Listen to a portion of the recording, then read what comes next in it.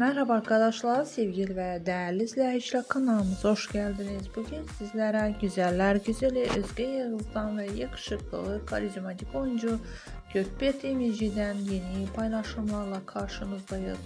Instagram fan sayfalarından güzel paylaşımları toparlayarak sizlere takdim ediyoruz. Umarım videomuzu beğenirsiniz. Ünlüler Apartmanı kanalımızda Özge Yağız'la Gökberk Demirci'nin yeni paylaşımlarını sizlere sunacağız. Hoşça kalın arkadaşlar.